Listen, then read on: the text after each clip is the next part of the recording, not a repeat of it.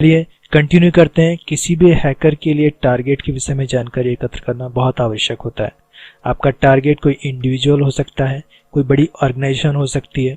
हम पिछले एपिसोड में समझ चुके हैं कि एक पेनिट्रेशन टेस्टर या एक साइबर सिक्योरिटी एक्सपर्ट को भी एक क्रैकर की तरह ही सोचना होता है, इसलिए उन्हें भी इस विषय में पूर्ण जानकारी होनी चाहिए। तो आइए देखते हैं कि एक क्रैकर किस तरह किसी ऑर्गेनाइजेशन के बारे में इंफॉर्मेशन गैदर करता है। स्लाइड पर आप देख सकते हैं कि www.website.informer.com एक ऐसी वेबसाइट है जिससे आपको आईपी एड्रेस, वेबसाइट के ऑनर का नाम, वेबसाइट के ऑनर का phone number, email ID, address, website कब क्रिएट की गई थी, वेबसाइट कब एक्सपायर होने वाली। दोस्तों, जब आप कोई वेबसाइट बनाते हैं तो आपको उसका डोमेन नेम रजिस्ट्रेशन लेना होता है। जिस दिन आप उसके डोमेन नेम को रजिस्टर्ड कराते हैं, उसे ऑनलाइन करते हैं, वो उसकी क्रिएटेड डेट होती है और वो जो आप रजिस्ट्रेशन लेते हैं उसकी एक एक्सपायरी डेट होती है। तो वो सारी डिटेल्स पता करना, डीएनएस के बारे में सारी की सारी जानकारी ये आपको website.informer.com से मिल जाती है। दोस्तों, इस वेबसाइट को जब हम ब्राउज करते हैं तो ये कुछ इस तरीके से ओपन होती है। आइए वेबसाइट पर चलते हैं। दोस्तों, इस वेबसाइट को मैंने ऑलरेडी ओपन करके रखा हुआ है। यहाँ सर्च फॉर डोमेन और कीवर्ड पर आपको जस्ट अपने टारगेट का नाम टाइप करना है। टारगेट इन द सेंस जो भी वेबसाइट जिसके बारे में आप इंफॉर्मेशन गैदर करना चाहते हैं उस वेबसाइट के बारे में टाइप करना है। जैसे मान लीजिए अगर आप सपोज यहाँ लिख देते हैं www.example.com। दोस्तों, मैं आपको पहले भी बता चुका हूँ कि हैकिंग के कुछ लॉज होते हैं, उन लॉज को हमें फॉलो करना होता है। इसलिए मैंने पहले से ही कुछ इन्फॉर्मेशन गैदर करके रखी वेबसाइट्स के बारे में और उसके बाद यहाँ सर्च करने पर क्या इन्फॉर्मेशन अवेलेबल होती है वो मैं आपको दिखा देता हूँ। जस्ट अपने टारगेट का नाम लिखने के बाद आपको सर्च पर क्लिक करना है। तो जो मैंने पहले से इन्फॉर्मेशन इकट्ठी की हुई मैं आपको दिखा देता हूँ।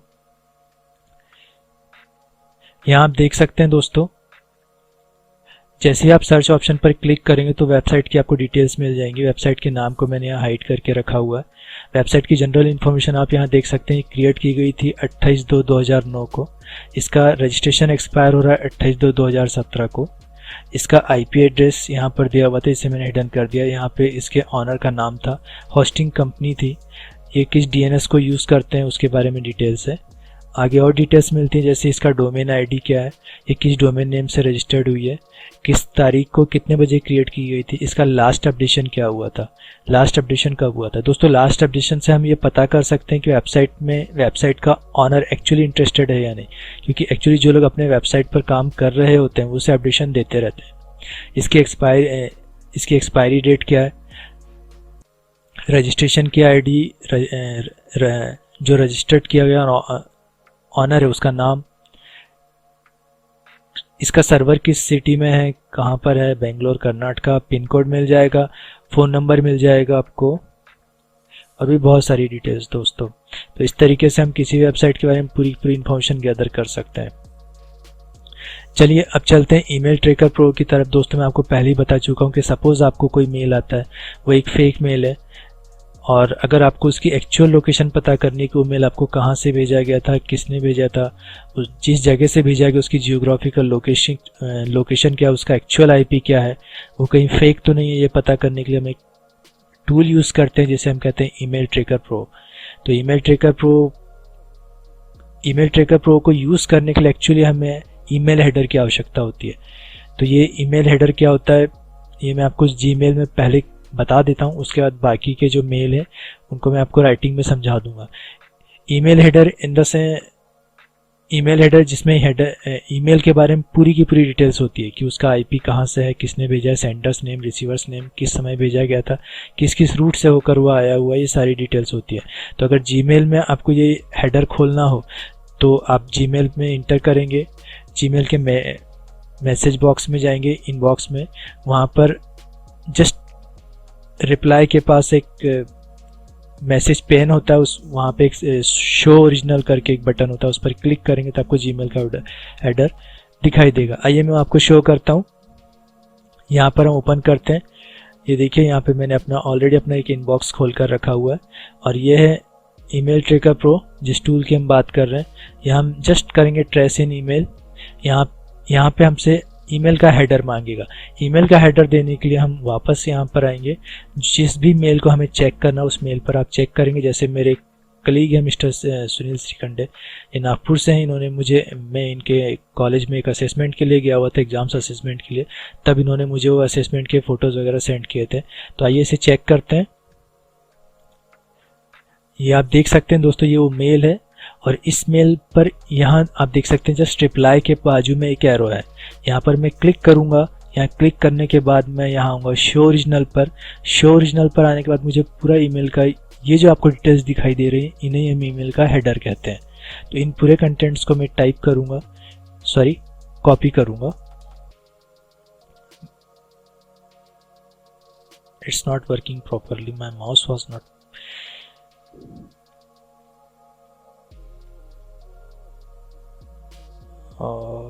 Thank you.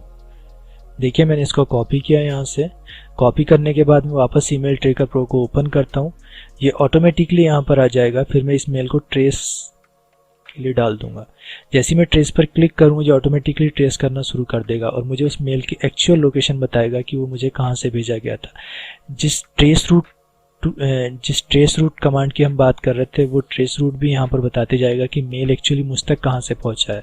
ये देखिए, ये इस मेल की एक्चुअल लोकेशन नागपुर महाराष्ट्र है और ये मुझे उन्होंने जिस आईपी से भेजा था उनका आईपी है 203.192 और यहाँ से होकर ये इसी राउटर से होकर मुझ तक पहुँचा है। यहाँ आप देख सकते हैं 192.168.1.1। दोस्तों इस तरीके से किसी ईमेल की एक्चुअल लोकेशन पता करती है।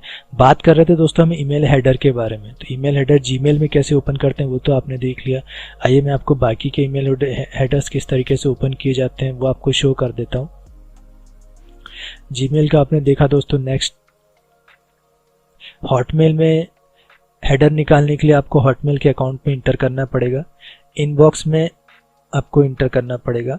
इनबॉक्स के लेफ्ट साइड मेनू में राइट क्लिक करें और वहाँ पर आपको चूज़ करना होगा व्यू मैसेज सोर्स। जैसे आप व्यू मैसेज सोर्स को चूज़ करेंगे तो आपका हेडर ओपन हो जाएगा हॉटमेल में। याहू में करने के लिए आप याहू के मेल अकाउंट में इंटर करें और वहाँ पर आप हेडर दिखाई देगा। एक्शन पर क्लिक करें, ड्रॉप डाउन मेनू को सेलेक्ट करें और व्यू फुल हेडर पर क्लिक करें तो आपका हेडर ओपन हो जाएगा। आइए दोस्तों अब आगे चलते हैं।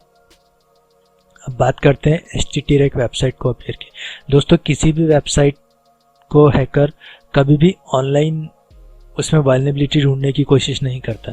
पहले वो एक्चुअल वेबसाइट को जैसा का एज इट इज़ कॉपी कर लेता है, जिसको हम मिरर करना बोलते हैं। एज इट इज़ मिरर करने के बाद फिर उसके पूरे कंटेंट आपके पास डाउनलोड हो जाते हैं। पूरी एक्चुअल वेबसाइट जैसी ओरिजिनल वेबसाइट है सेम वैसे ही वो ऑफलाइन वर्क करती है। उस वेबसाइट को कॉपी करने के बाद फिर उसमें वल्नरेबिलिटीज ढूंढी जाती है, उसके कंटेंट को एग्जामिन किया जाता है। सपोज कीजिए अगर किसी मैट्रिमोनियल साइट को कोई हैकर पूरा कम्प्लीटली कॉपी कर लेता है, तो मैट्रिमोनियल साइट्स पर तो जो प्रोफाइल्स होते हैं वही सब कुछ होते हैं। तो सारे JPG इमेजेस वगैरह अगर सब कुछ सारे के सारे कॉपी हो जाए तो उस वेबसाइट में कुछ बचा ही नहीं। तो आइए देखते हैं कि किस तरीके से हैकर्स या क्रैकर्स इन एक्टिविटीज़ को अंजाम देते हैं। मैंने पहले से ही इस टूल को ओपन करके रखा हुआ है। जैसे ही आप विन HTTREC वेबसाइट कॉपियर को ओपन करेंगे तो आपको लेफ्ट पेन पर सारी ड्राइव्स दिखाई देंगी आपकी, D drive, E drive, F drive, C drive. फिर आप नेक्स्ट करेंगे। नेक्स्ट करने के बाद आपको यहाँ एक प्रोजेक्ट नेम देना होगा।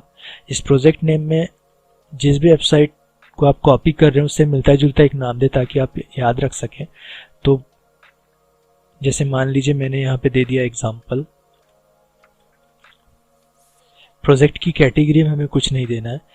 हमारी जो वेबसाइट है वो C ड्राइव में माय वेबसाइट्स के अंदर आकर सेव हो जाएगी। यहाँ देख सकते हैं दोस्तों मैंने पहले एक वेबसाइट कॉपी की हुई थी, इसलिए मैं सिर्फ अभी आपको डेमो दिखाऊंगा। फिर हम नेक्स्ट पर क्लिक करेंगे।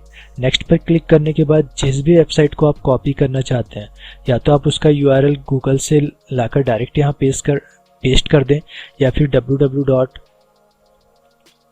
जो भी वेबसाइट का जो भी आपके टारगेट का डोमेन नेम है वो यहाँ लाके टाइप कर दें। एग्जांपल माफ़ कीजिएगा, यहाँ आके राइट कर ले। सेट ऑप्शंस पर क्लिक करेंगे, यहाँ पर आके आप प्रॉक्सी को जैसा स्कैन रूल में आएंगे। स्कैन रूल में देखिए यहाँ पर्टिकुलर वेबसाइट से, पर्टिकुलर आपके टारगेट से आपको क्या क्या डाउनलोड करना है। जैसे उस वेबसाइट में पर्टिकुलर जितनी जेपीजी, पीएनजी या बीएमपी इमेजेस होंगी, वो जितनी आरआर फाइल्स वगैरह होंगी, वो जितनी मूवीज़ होंगी, जितने MP3 फाइल्स होंगी, जितनी AVI फाइल्स होंगी, वो सारी फाइल्स सबकी सब कॉपी कर और उसको ओके कर दें।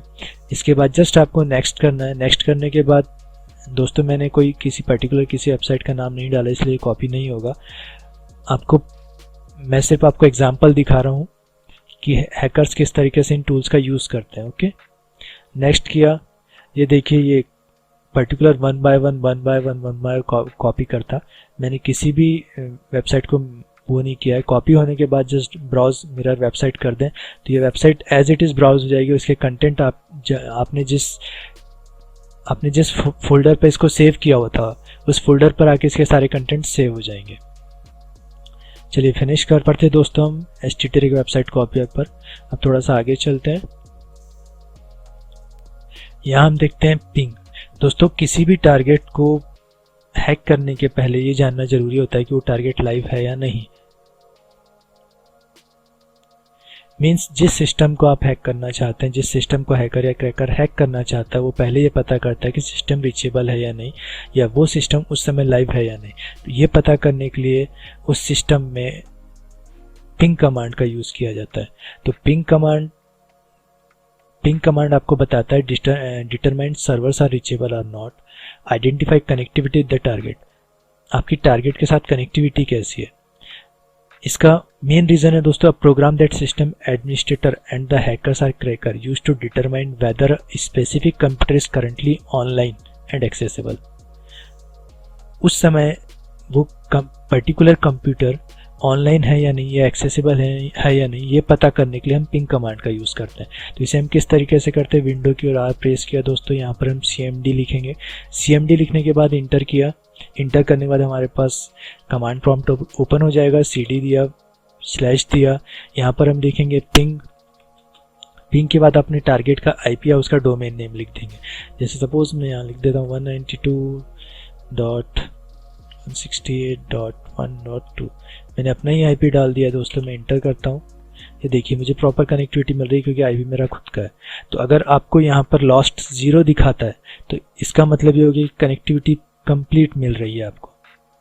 और अगर यहाँ पे लॉस्ट 100% रहेगा तो आपकी कनेक्टिविटी बिल्कुल भी नहीं है। तो दोस्तों इस तरीके से हम पता करते हैं सिस्टम चालू है या नहीं, सिस्टम से आपकी सिस्टम करंटली ऑनलाइन है या नहीं, ये पता करते हैं। नेक्स्ट हमने देखा था दोस्तों जिसे हम ट्रेस रूट कमांड कहते थे। ट्रेस रूट कमांड के लिए भी सेम होता है। आप विंडो की ओर प्रेस करेंगे, CMD इंटर करेंगे, यहाँ पे आप कमांड देंगे TRACERT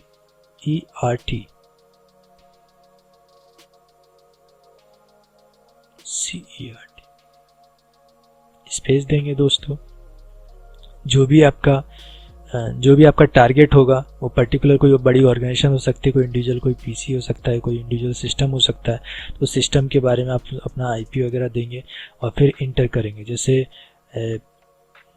मान लीजिए मैं देखता हूँ कि अभी गूगल से मेरी कनेक्टिविटी हो रही है, यानी गूगल या फिर गूगल मेरे पास किस पाथ से होकर आ रहा है, गूगल का सर्वर GOOGLE google.co.in।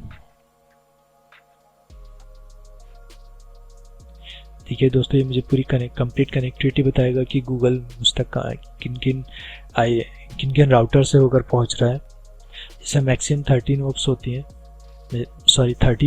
हैं। जो भी राउटर्स के नाम हमें अवेलेबल होते हैं वो मैक्सिमम 30 हो सकते हैं। उन्हें हम हॉप्स बोलते हैं। जितनी कनेक्टिविटी हमें मिलती जाती है वो हॉप्स कहलाती हैं। मेरा ख्याल है दोस्तों आप समझ गए होंगे ट्रेस रूट या ट्रेस RT का यूज़ कैसे करते हैं। ट्रेस RT हमने कुछ देर पहले ईमेल ट्रैकर प्रो में भी देखा था। आइए मैं इसे क्लोज करता हूँ। एक लास्ट टूल जिसे हम देखना चाहते थे वो हमारे पास था, जिसे हमने कहा था vTrace के बारे में सर्चिंग करने के लिए। जैसे मान लीजिए आप www.google.co.in इन और जस्ट इंटर करना है दोस्तों। यहाँ पर आपको सारे इंफॉर्मेशंस अवेलेबल हो जाएंगे कि किस किस रूट से होकर आप गूगल के सर्वर से कनेक्ट हो रहे हैं, आप कहाँ कहाँ से होकर गुजर रहे हैं, तब आप गूगल से कनेक्ट हो रहे हैं। ये देख लीजिए यहाँ पर, ये इंडिया, ये यूनाइटेड स्टेट, ये सारी कनेक्टिविटी शोज करते हैं दोस्तों। इसी तरीके से एक हैकर या एक क्रैकर पूरी ऑनलाइन इंफॉर्मेशन इकट्ठा करते हैं और यही फुटप्रिंटिंग कहलाती है।